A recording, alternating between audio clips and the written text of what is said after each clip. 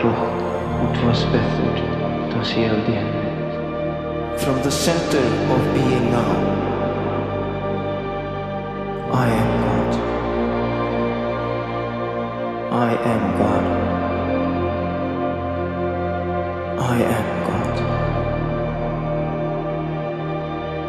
You are an eternal being. You have never been born, and therefore you can never die. This body is not you. This physical body. Hello, everybody. Welcome to the Evolving Practice Podcast. I'm Dr. Sean Carey, and I am so excited because we have this incredible episode today with my dear teacher, founder Gudni Gudnason, who is the founder of the Modern Mystery School. We'll talk a bit more about what that means.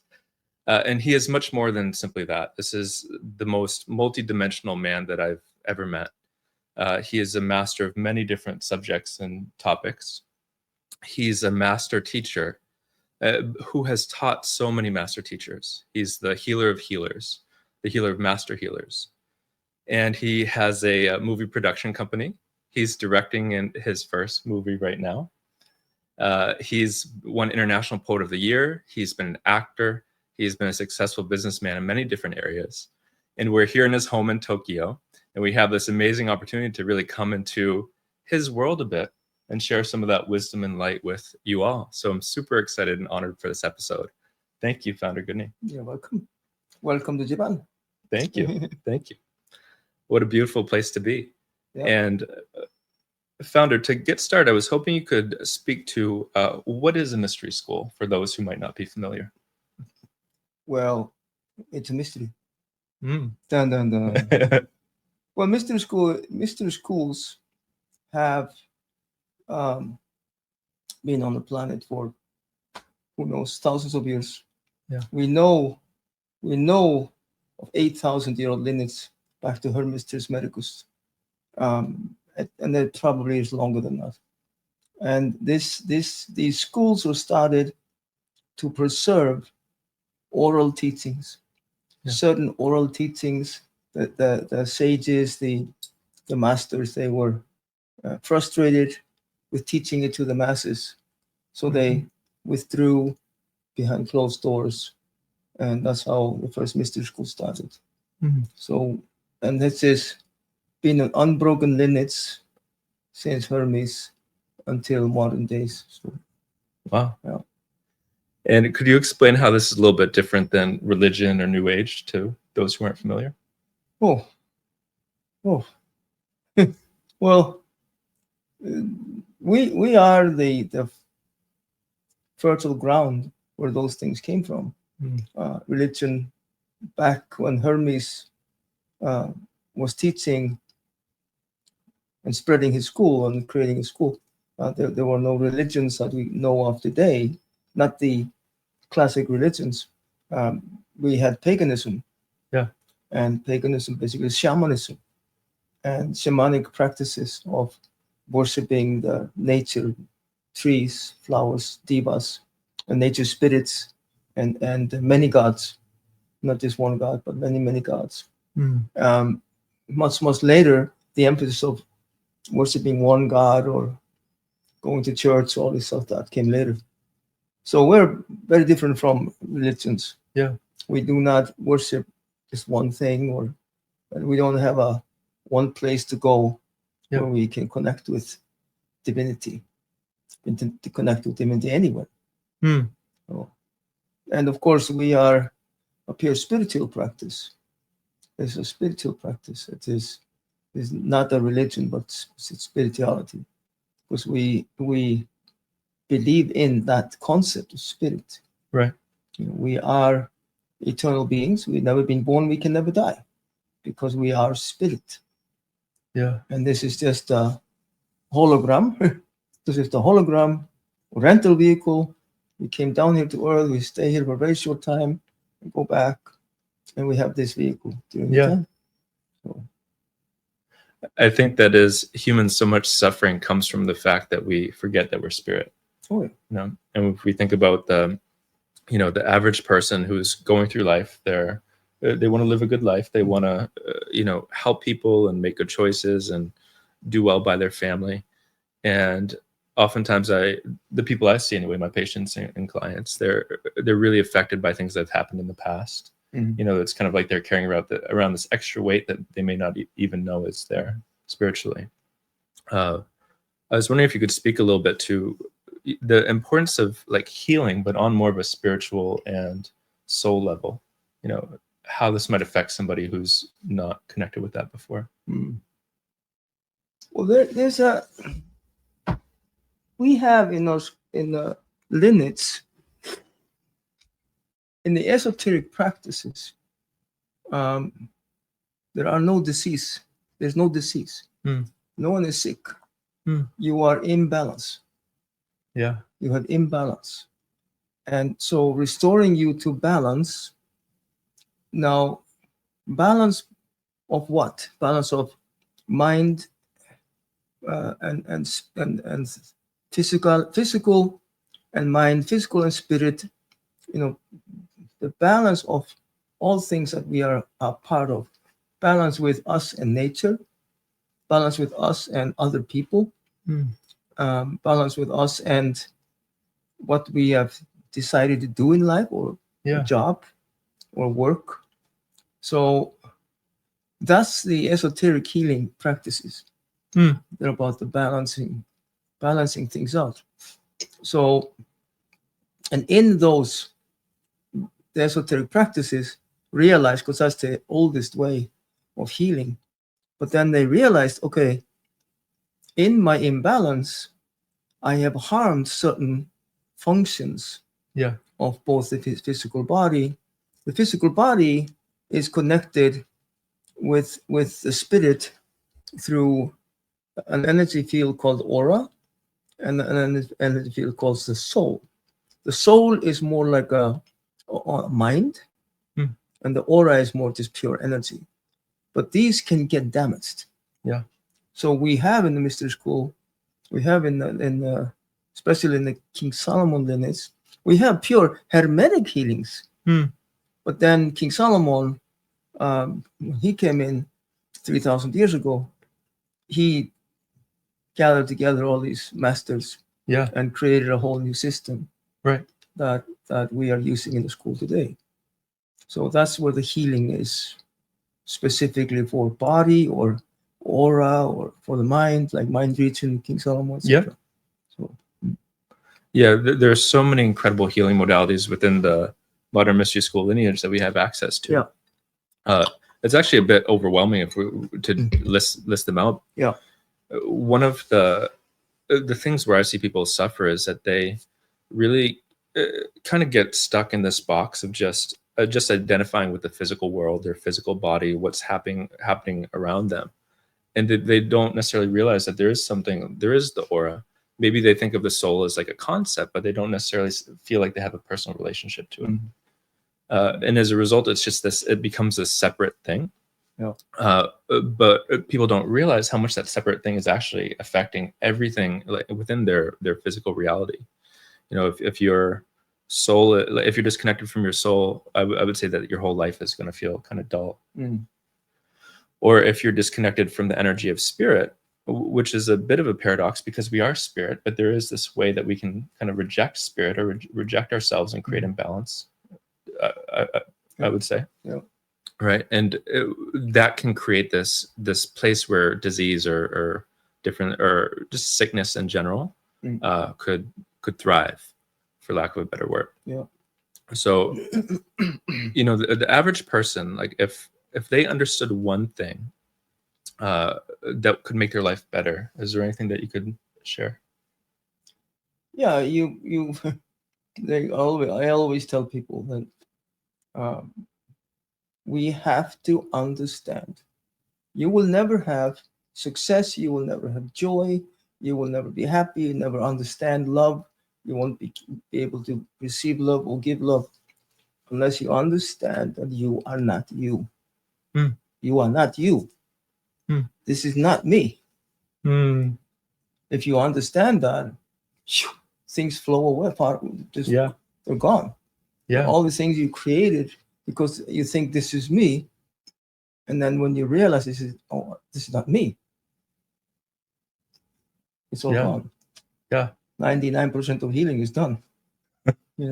Yeah. So, and you create conditions.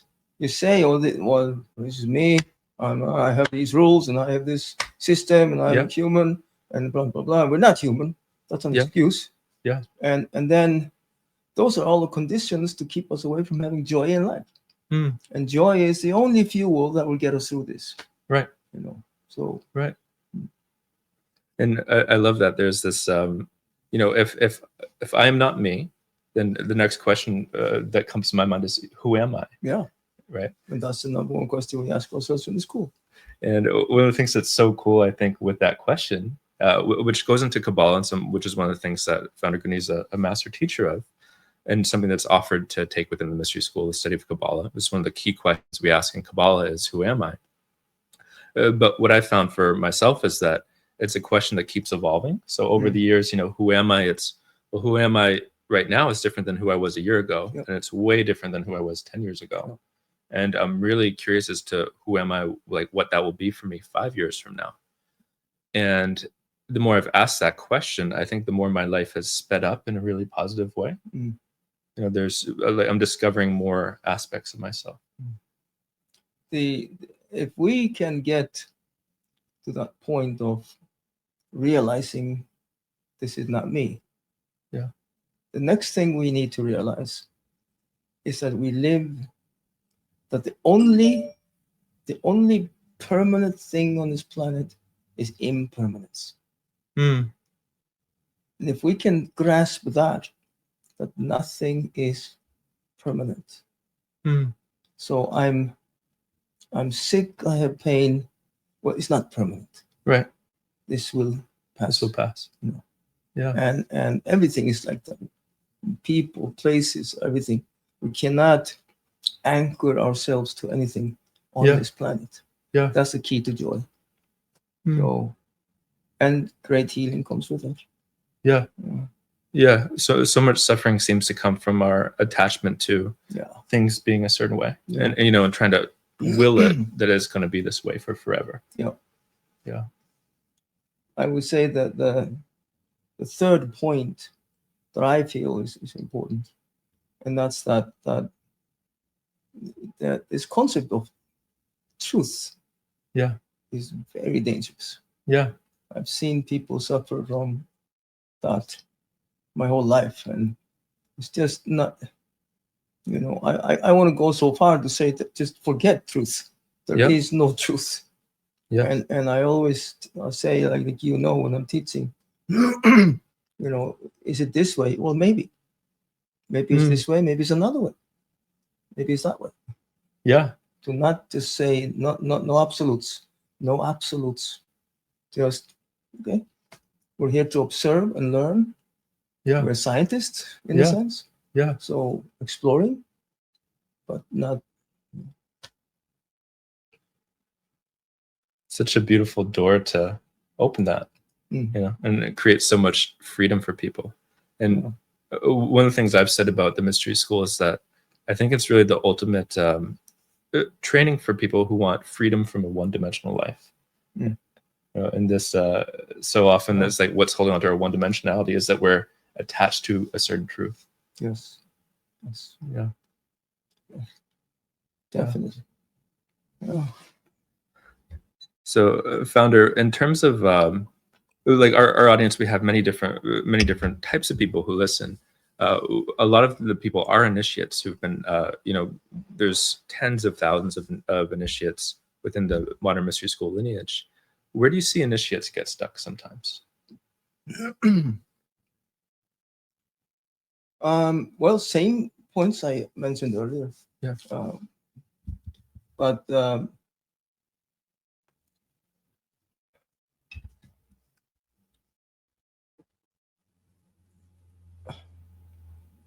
to answer this, I have to go back a little bit, and because the question comes up why are you here? What are you doing? Yeah. Why are you an initiate? And so I became an initiate from purely selfish reasons. Hmm. And when I was young, I was super arrogant. Hmm. I never laughed. And even in my classes, I would say to people, why are you laughing? You're Yeah. a fool by laughing. You know, Yeah. I did not get joy at all. What is joy? No. But I started, and I mean, I started studying outside mystery school. I started with a rabbi. I studied Kabbalah with a rabbi. Yeah. And started studying sacred geometry and these things outside mystery school. Then I was invited inside mystery school. And I was the youngest student, and I just wanted to learn. Yeah. And soon after I started, the masters, they were all saying, okay, yeah, you're going to become a world teacher. Yeah. No way. Get lost, No. And they were always, every teacher I went to would say Yeah. the same thing. Yeah. They saw the same thing. Even when I went to Tibet to study, and high up in the mountains there, the Lama said, well, you have to go now. You're supposed to be a world teacher. Again. And everybody threw me out of the school. Even Sai Baba. He threw me out. Because I wanted to stay. Yeah. I was happy, Yeah. But so I joined the school to learn. Yeah. Went on my journeys to study. Always came back to London with my base, and I just service. Yeah. I started a little center. We've got about 1976. 1976, I started a little center in London. Yeah. And I did shiatsu massage. Mm. And so I studied that in the martial arts. And I did tarot readings, astrology charts, and something, simple. Because I wasn't allowed to do anything. Yeah. We're not allowed to do that program or teach or anything. Sure. Here's a camera. So, but I did that just to kind of have experience. Yeah. It was not about service. Mm. Then the hierarchy says to me, you have to go to America and take over one of the mystery schools.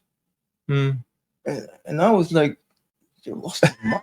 You lost your mind. You're freaking lost it. What were you talking about? Yeah. No, you're supposed to head a mystery school. Yeah. And I'm like, no, old farts do that. Yeah. Old guys with beards. And I resisted. And resisted for about 2 years. And then I was like, okay, I had always done what they said. So yeah. And that's when, because I had to make up my mind, why am I doing it? Right. Why am I gonna uplift, root myself again? Yeah. And so third time I would root my life up. Yeah. And I realized, okay, if I'm doing this will be pure service. Mm. And that's when I started meditating on, okay, service. Yeah. And at this point, I had come back home to Iceland after 9 years in Sweden, running the Kabbalah Center in Sweden. Yeah. And come back to take care of my father. Yeah. Who was dying.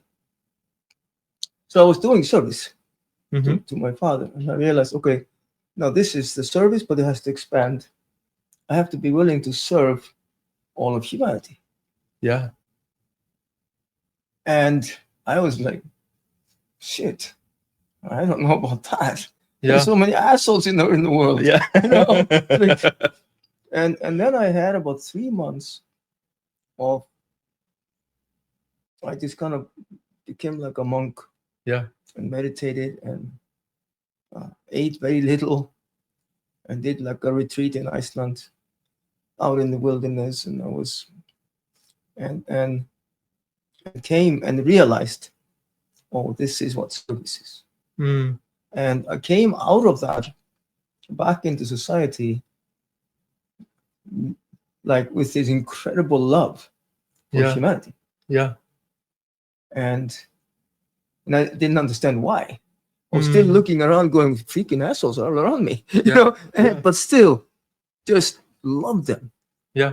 And love humanity. Yeah. As a, you know, and this is why I said, okay, yeah, I will bear this cross, giving me the cross. Right. When I went to America and met with sacred Indian tribe in Utah, who handed me down a charter to the mystery school. And they did their own holy land, burial grounds. Wow. They took me into the holy burial ground.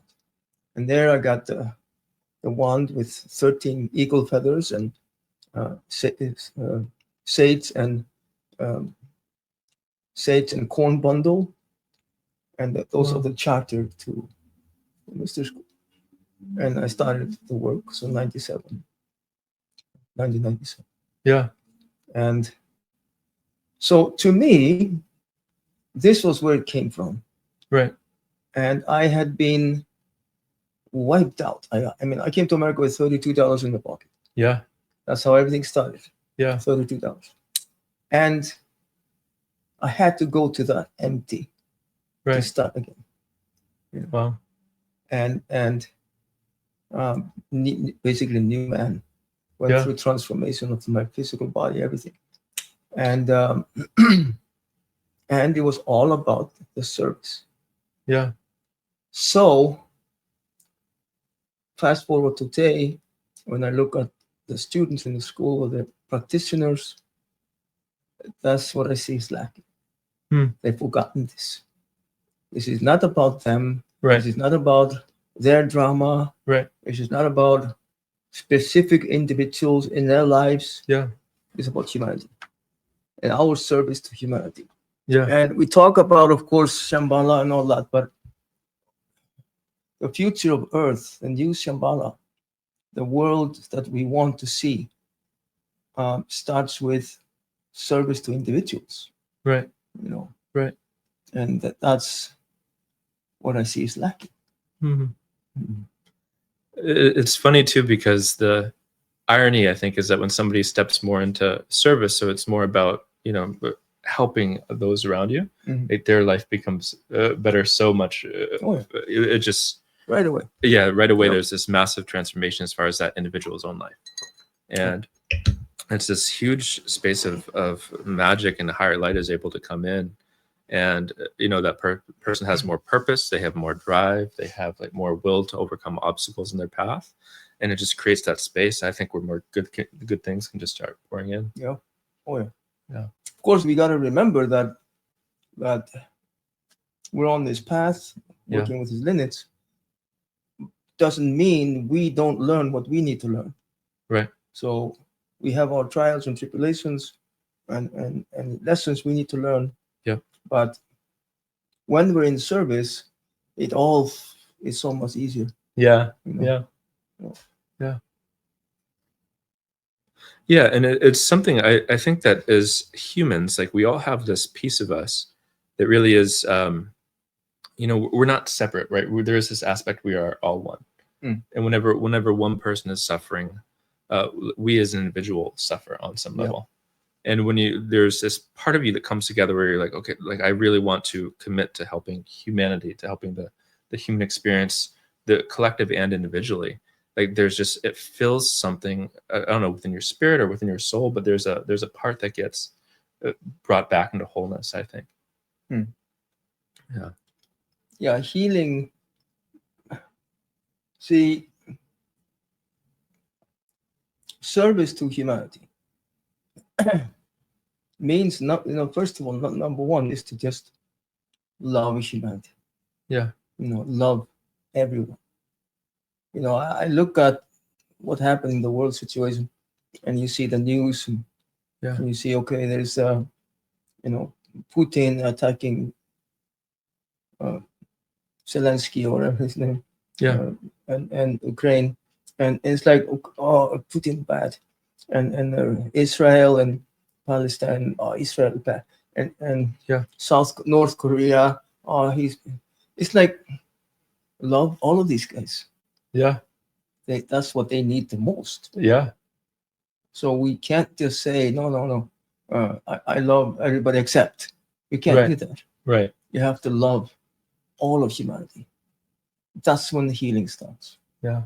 And it seems like that's what we've forgotten too. Like as humanity, we've all really dropped the ball on that.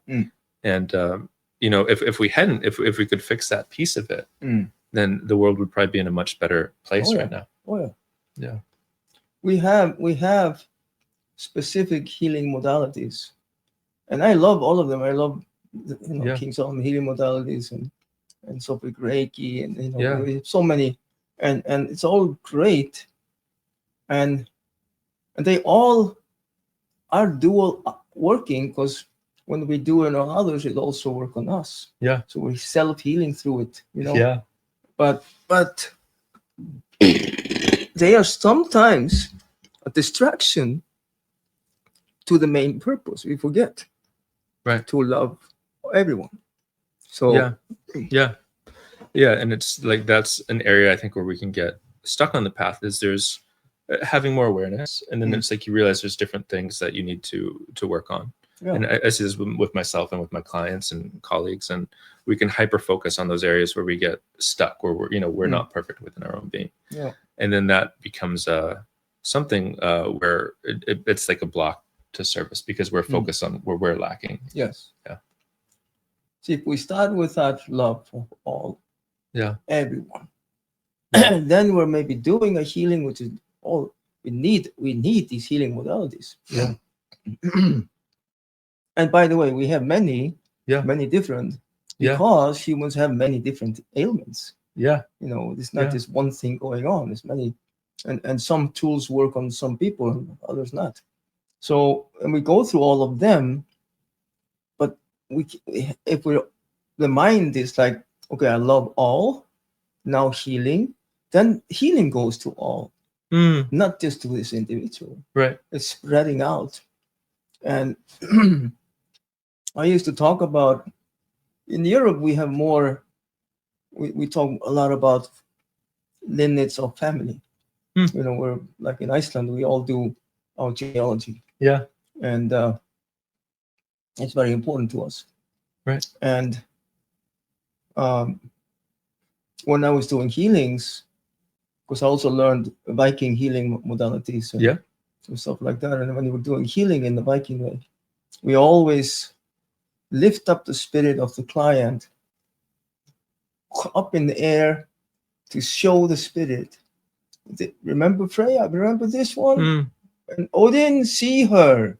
Come back into the body, healing, and then up again. Thor, see her. When Freya, see her. Wow. So we're going back to all the ancestors, all the way up to today. Yeah. So this is spreading it out to everybody. Oh.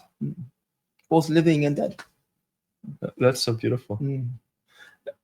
One area I think that something that I struggled with, but I've also seen a lot of different clients struggle with, is that when we go into, as we start this healing journey, maybe it's something that, there's a crisis, somebody goes through cancer, there's some type of crisis, or maybe they're getting a divorce or whatever the case is, where they start having to look at themselves with deeper awareness, maybe where things aren't working well.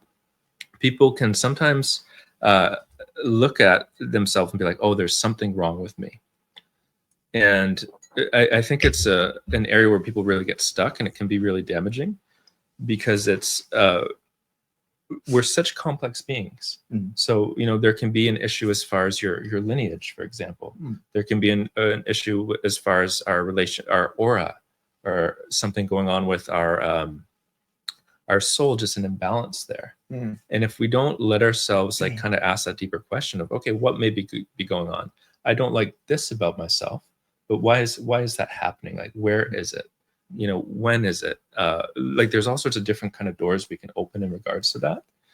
And if people are willing to do that, and they have the help of a guide or healing practitioner, it can they can start healing these core things. Like when I got initiated and started this path, I had struggled with alcohol before. I never got in big trouble with it or anything like that, but I was using it in a way that wasn't healthy for my own body. And within a few months of being initiated, like that was gone, not just from me, but from my family. And it was something that like really kind of rocked me, because I had this, like as a chiropractor, we studied biology and science and DNA and those things. And I viewed the DNA as a static thing that's like passed from one person to the next person. And that connection is just like, it's a one-time event, if you will. When I started this, and I saw that healing happen within my own family, and I felt like it was this mirror of the work I had done, it was like, oh, this is a living, breathing thing that connects us. And that was one of the reasons I really fell in love with the work. And then these other pieces too, were seeing like, okay, like my soul was out of balance, and that's why there was this fear or these other areas. And I think if people allow themselves to ask questions like that, they can experience profound healing. And there's not actually, something that's fundamentally wrong with them. It's just, there's an issue here, there's an issue there. It's, there's a glitch in the code, if you will. Yeah. It is, we are here on this earth, and it's, first of all, it's incredibly difficult to be here.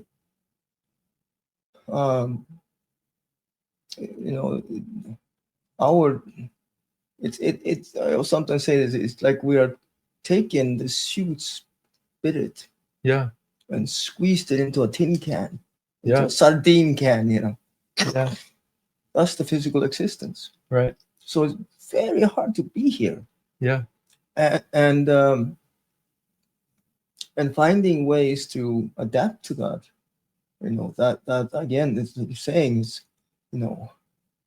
let yourself, allow yourself to question this. Yeah. Allow yourself to just relax here. There's nothing wrong with you. Right. You're here under very harsh conditions. Yeah. And just, okay, how can I make my situation better? Yeah. So, it's of course difficult to get when people get into drama. Right. Freak out, and it's hard, but it's at least healthier to express yourself. Right. Let it come out. Yeah. And not hold it in. Yeah.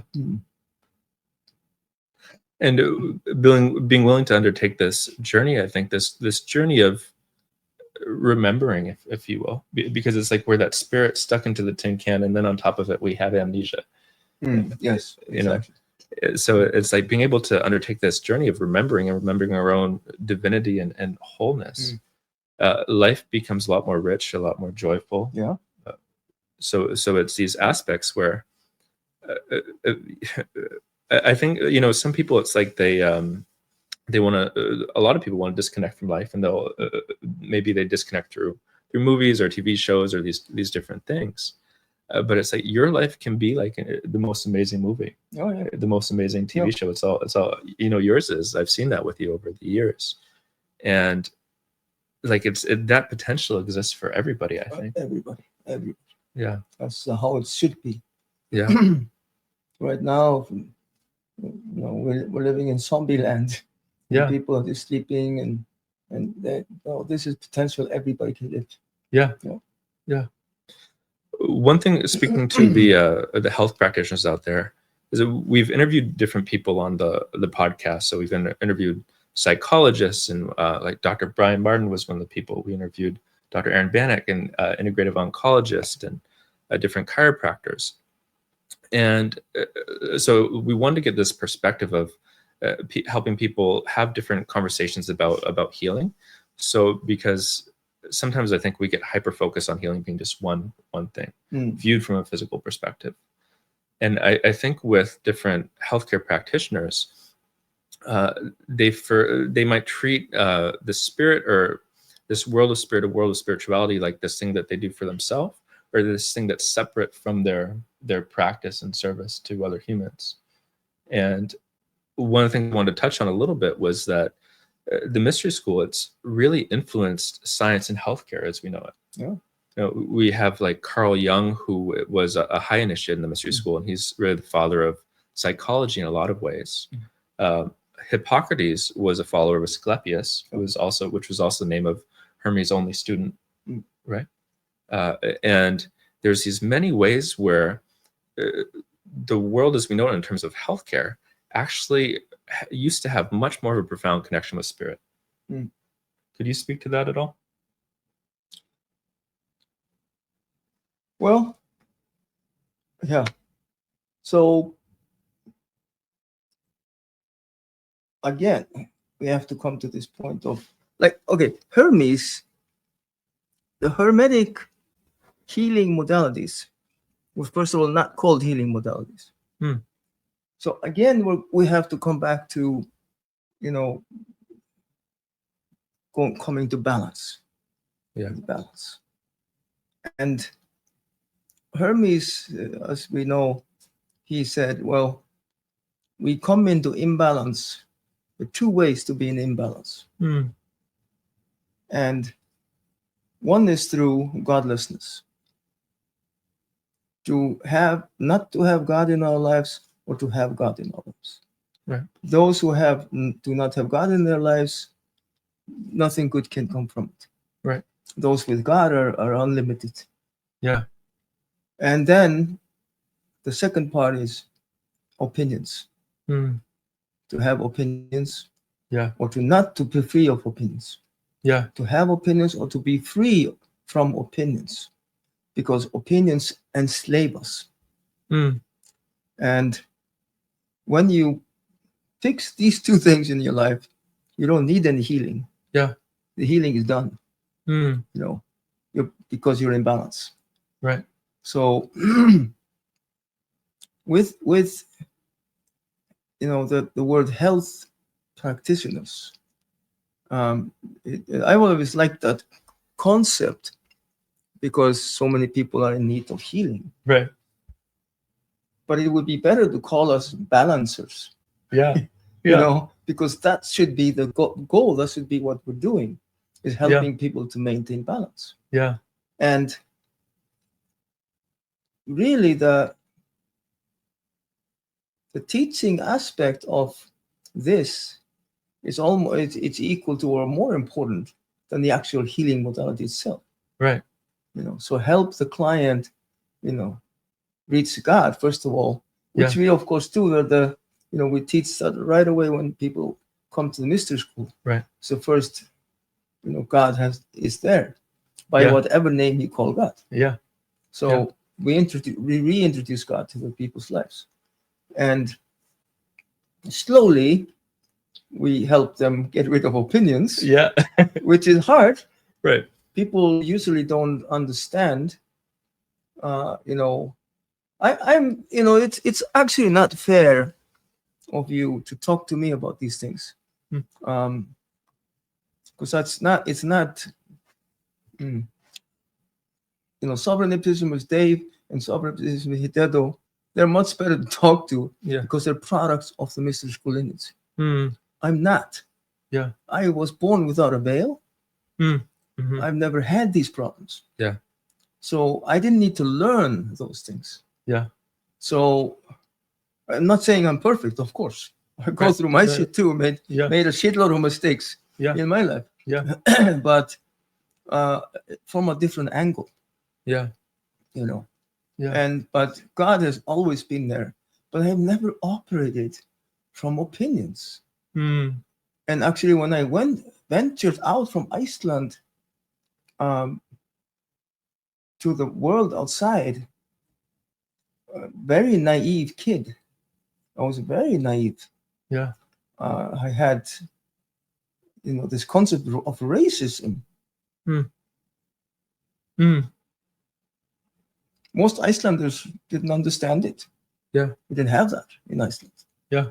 We didn't have any foreigners in Iceland. It was just Icelanders. Yeah. But I come out into the world and then there's like these opinions. And in the beginning I thought, oh, I need to get me some of these. Right. So everybody has opinions. So okay, yes.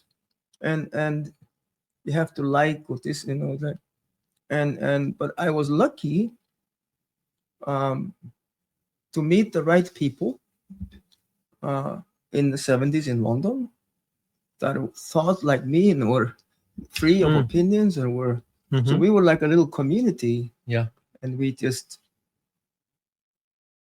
have any criticism of homosexual or lesbian or black or white or yellow, racism or any of it. It was just not there.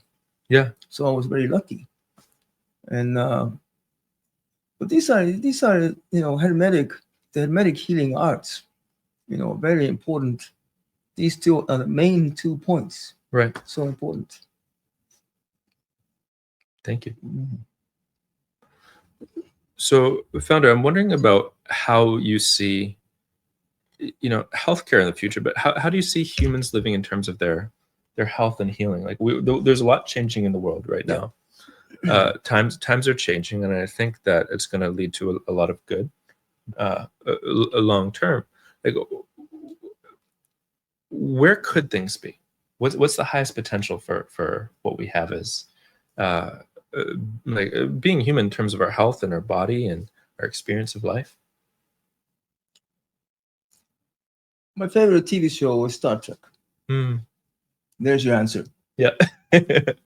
In Star Trek, they have scanners that can scan the whole, body. Yeah. The different energy systems. Yeah. And they use hypospray to fix it. Yeah. Done. It's like that's it. They cure cancer in a matter of minutes. I mean, we're coming to this point. What's interesting today is, example, there are a couple of places in Tokyo and one in Yokohama. There's now 3 or 4, I think Osaka just opened one, where they offer you biobeds. You come in, you lay in the biobed, and it balances you off. Yeah. This is going to be all beds in the future. Amazing. When you sleep, you're just balanced off with magnets and, infrared light and all kinds of things. Basically, you lay down, the bed scans you, and then starts working. Put you into deep sleep. Yeah. Building materials. We're going to change our homes. And actually, when the Adam Kadmon program came to me, 1998, the Nathors who brought it to us, they said, you will have to change the way you live. And so we will have, they showed me a shower, and it was kind of like a tunnel you walk through, or like maybe 3-4 meters long. Yeah. And you walk through it, and it's not just cleaning your body. It was like of pure healing. Wow. Magnetic, structural. Yeah. And the walls in the homes need to be organic. So they breathe, and everything is alive. So you're back in the womb of the mother almost. Wow. In your home. So, and of course, the food we eat needs to become more alive. Yeah. It doesn't mean greens. Okay. Because we actually can't digest greens anymore. Human digestive system is not capable of. Right. It takes too long. Yeah. To digest these. But alive food, and what that is, we still don't know. The Nathors said in 1998 we should be on liquid diet until we can be on air. Wow. Of course, my first thought when they said that is like, I can't cook my food anymore. No, I have to cook food in my kitchen. I'm not going to give that up. And what about ice cream too? Ice cream. But so there are things that we know about. Yeah. That I think we will shift into. But again, and we're laying the foundation for this now.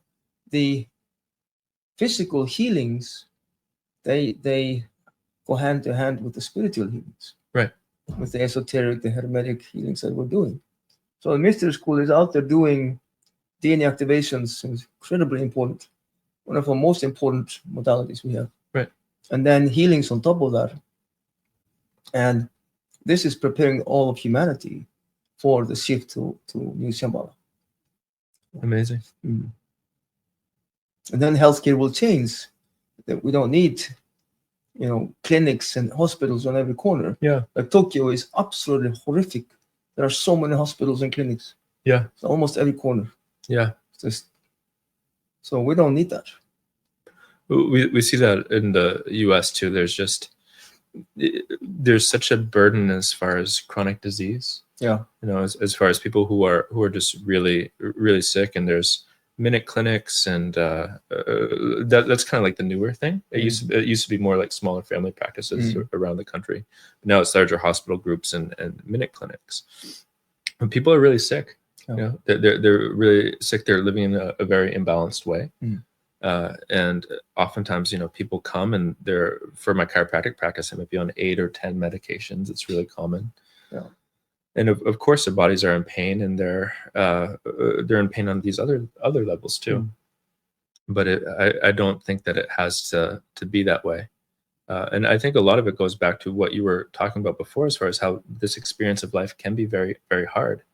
But there are these tools to help. And one of the amazing things we have, thanks to the work that you've done, is the Modern Mystery School lineage, where we have life activation practitioners, which do that DNA activation around the world. I don't even know in how many countries anymore. Maybe 100 or something close to that, if not. Yeah. So it's this way that, if a healing practitioner being able to do that, which is, there's some training that goes into it. But if you're able to do that, you're able to bring a profound level of healing on those spiritual and energetic and many different levels to complement what you're doing in terms of whether it's being a psychologist or being a dentist. And it's this way that it can really fill in the gaps for people. Yeah. I think we're heading to a whole new era. Yeah. Of course, we're birthing a new world. Yeah. And Event Horizon is happening now to a whole new world. So it's like giving birth. And we just opened, like what you're saying, we're close to 100 countries now with practitioners. And we just opened up China. Wow. And of course, we can't go into China officially, but the two students are coming. Amazing. And they just do DNA activations like crazy. Wow. Hundreds of people at a time. Yeah. So that's starting to spread into China now. Wow. So this, we're affecting the mass consciousness, and the shift is coming. And like you're saying, people are living so unhealthy. Yeah. And they don't know what is to be healthy. Right. They've forgotten what is healthy. Right. So we're here to educate them about, okay, this is how you live healthy. Yeah. Yeah. Could you share what you mean by event horizon? Event horizon is actually from physics, where time is shorter. And we all feel that. Yeah. So years are just going by like crazy. Yeah. And so event horizon is like this. Time is getting shorter and shorter and shorter. And then it hit 0 point. And then go up again into the new Shambhala. Wow. And we're seeing, of course, some cognitive dissonance in this. Yeah. People that are resisting letting go of things, and I've seen a lot of shifts, interesting shifts, even in myself. Things that I was like, no, I don't want to let go of this, and because you mentioned ice cream, I used to eat a lot of ice cream, right, and now I hardly touch it. And it's kind of like, wow, I let go of that. It's like, because I was probably eating too much, right, and but it's we have to make healthy choices, right. And we're talking to some of the students from China the other day, and they're the situation there is like they now have about if you go to the grocery store, about 60% of the food they have to buy, what they have in the grocery stores in China, are not real food. Wow. It's artificial food, not food with artificial ingredients. No, it's 100% artificial. Wow. Plastic or something like this. Yeah. But they even melons. Wow. They're not real melons. Wow. They're just some kind of artificial fiber. Wow. So, and they eat it. They eat it, and most of them are okay. Yeah. Some get sick and go to hospital, keeps that system going. Yeah. But so they're like, these students are coming and they're growing their own food and they're making good choices finally. Yeah. So hopefully that will spread to more Chinese. It sounds like it is. Yeah. And the thing is, I'm scared because will that food then be sold here or in America or Europe? Right. We said, Japan said no to about 10 years ago. Good. There was no farms in Japan. Right now we have 5. They banned them 10 years ago. Wow. But still we have 5 in the country. Wow. It's like you can't stop this. Yeah. They're just pushing themselves in. Wow. So this is, and then bought a company here, and they tried to buy a company, and government said no. We don't want the module in Japan. And then we were all like, oh, okay, oh, good. Now they own this company. Products are marked. The bags have. It's like, well, how did this happen? Yeah. Yeah. And that is spreading in this junk. Yeah. Yeah. And it's just, so I'm scared. I'm scared that, we just have to be more conscious of this. Yeah. And make the right choices. Yeah. And to understand that those choices are important. Yeah. Right. Because it's, it's, like, why is bad? Why are these artificial foods bad? Well, it creates imbalance. Yeah. Right. In a major way. And it's, oftentimes it's like people get harmed along the way. Yes, of course. Yeah. Of course. And I mean, it's not a question of, which has been the question the last 20 years is on the planet is, we have the biggest religion on the planet ever called veganism. Yeah. That became a religion. Yeah. Because people judged others if they were not vegan. Even still today. But it's not a question of those things anymore. Right. People are saying, oh, you should eat meat or not eat meat, or it doesn't matter. You need to find what fits you. Yeah. And that is healthy. Yeah. Because it's not junk food. Yeah. One of my favorite things about where I live is that there's all these little farms. It's this nice. It's like I can go and buy raw milk from the farm. And it's funny with my animals, like my dog, you can really see how animals respond to different foods. It's like if there's something like artificial, she's really not interested, the dog. But like raw milk, she goes crazy for. And nice. Can go and get the beef from the local farm, and you can drive by the cows, and you get to see those those conditions. So I think that there is like a magic to that, to being able to go and select the foods that like to go to the store or the farm, and it's like you get to pick the apple that you want, or you get to pick the piece of meat, and it's like, this one feels good to me. I really and then it's like you get to create and nourish your body with that. Most people will never have that opportunity. I'm we're lucky here. We have healthy food coming into the grocery stores now. And like I'm gluten allergic to gluten. So there are gluten allergy free sections in all the stores now. It was great. It was nothing 5 years ago. Nothing. So now it's coming. So and that we get organic milk. Straight from the cow. It's amazing. I love that. Yeah. Well, founder, thank you so much for your time. Is there anything that last messages that you want to Just convey? stay happy, stay enjoy. Yeah. It's just so important. No matter what we're doing, if it's hard times, remember they will pass. Yes. And just stay enjoy. Thank you so much. Thank you. Yeah. Bye. Thank you for joining us. Sayonara.